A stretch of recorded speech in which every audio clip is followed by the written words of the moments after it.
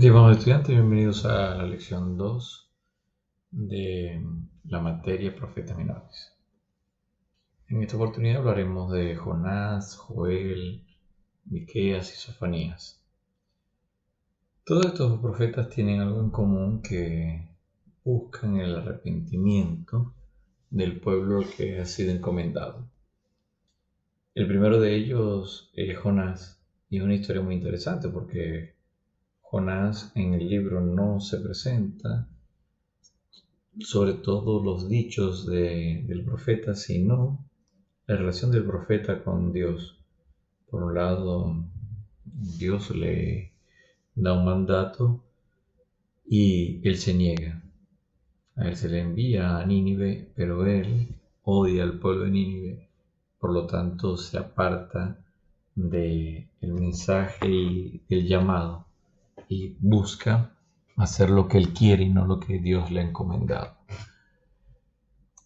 Ubicamos el texto en el siglo VIII a.C., en un periodo turbulento de Israel, cuando quieren separarse de las potencias regionales. Y por lo tanto esto tiene una profunda connotación teológica. ¿Cómo está planteada la profecía de Jonás? Como le decía, está por un lado la desobediencia de Jonás, por otro lado la tormenta y el milagro que sucede en el barco cuando él se niega a ir a Nínive. Entonces va hacia el otro extremo y, alejándose lo más que puede de la ciudad, va hacia Tarsis, y en medio de la tormenta los marinos echan suerte, se dan cuenta de que hay alguien que está ahí, que está ocasionando la tormenta, lo encaran a él. Él le dice que bueno, que es profeta y que tiene problemas con su Dios, que es el creador del cielo y de los mares, y bueno, les motiva a que lo lancen al mar.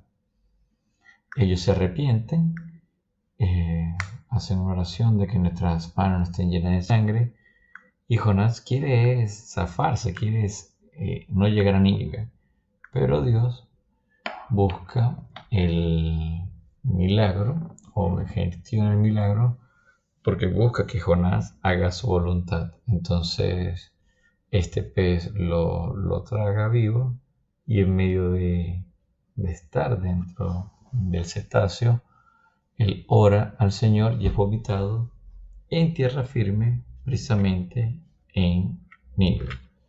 Bueno, llega el momento de hablar del llamado de Dios a Jonás. Entonces lo vamos a ver luego posteriormente en el cuadernillo que tiene en la plataforma. Por un lado está la misión, por otro lado está la resistencia, y por otro lado está la voluntad de Dios, que más allá de que Jonás se niegue a obedecer, Dios es paciente y misericordioso y está firme en el propósito de que Jonás cumpla con su llamado. La respuesta de Jonás se establece entonces en su vida, como le plantaba al inicio, en la tormenta del milagro, en su oración y por tanto la obediencia a la misión cumplida. Es importante acá ver que cuando él da su mensaje profético, su frase es: Nínive será arrasada en 5 días. Entonces, frente a un mensaje que, si bien es muy escueto, Dios se manifiesta y establece la oportunidad para el arrepentimiento del pueblo. Lo lindo en el libro es que desde el rey, toda esa sociedad que era impía e impura, hasta sus vacas se arrepienten y oran al Señor. Esto nos plantea, por una parte, el llamado que va junto a la misericordia de Dios y la universalidad del mensaje, porque acá se plantea que la gracia de Dios no solamente está delimitada al pueblo de Israel, sino que Dios se preocupa de todas las naciones. Concluyendo con el libro, nos encontramos que sus palabras proféticas buscan transformar la vida de las personas mediante el arrepentimiento, y ya empieza a aparecer en los profetas menores el tema mesiánico, la experiencia mesiánica, que está planteada en que vendrá alguien que traerá justicia, salvación y paz al mundo. Ahora hablaremos de los profetas Joel, Sofonías y Malaquías. Los tres profetas, cada uno en su estilo, tiene una clave única en la cual todos se relacionan, que es el día del Señor.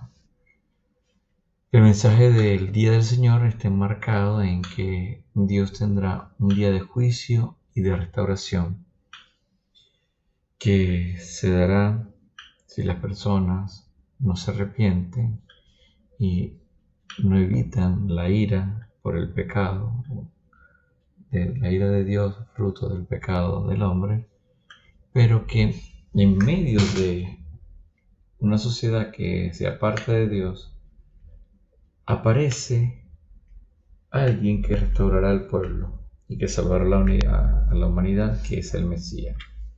Entonces, ¿dónde se establece el contexto histórico literario de estos tres profetas, de Joel, Sofonía y Malaquías?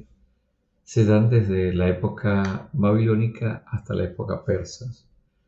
Muchos de sus relatos se establecen luego del exilio, ¿bien?, donde hay una transición política y social, y en el cual se va a hacer referencia a que el pueblo no aprendió la lección y que en medio de haber estado en el exilio todavía mantiene un corazón duro que se aparta del Señor. Entonces, el día del Señor es un día de purificación y de juicio, pero también de restauración y de esperanza mesiánica. En Joel, el día del Señor va enfatizado en juicio y restauración, porque Dios prepara a su pueblo para el futuro glorioso. No se queda solamente en el pecado, sino que se plantea desde una visión gloriosa donde todos vivirán según la ley de la Torá, la ley del Señor. En Sofonías, aunque también se advierte un juicio inminente, también aparece la esperanza de la restauración y el gozo para todos los fieles. Por último, Malaquías repite el tiempo de purificación y rendición de cuentas, de juicio por el pecado, pero el día del Señor lo plantea desde la restauración y desde la adoración verdadera, donde todos vivirán adorando al Señor, y eso en contraparte a la situación que estaban viviendo, donde no practicaban el diezmo y donde el templo tenía problemas de estructura y donde los sacrificios también eran impuros. Entonces, frente a esa realidad de alejamiento y de pecado, se plantea un día del Señor donde todos, después de haber sido purificados, tendrán una adoración verdadera. Los temas entonces que se van a repetir durante los escritos de estos tres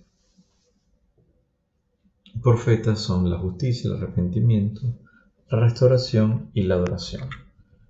Por último, podemos ver que estos profetas tienen una relevancia actual en cuanto Dios siempre sale a nuestro encuentro enviándonos un mensaje para vivir según su justicia en arrepentimiento y adoración sincera, donde hay esperanza de restauración para todas las personas que vuelvan a Él, y sobre todo es un llamado a que Dios quiere que le respondamos con humildad y obediencia para poder experimentar la gracia y la transformación en nuestras vidas.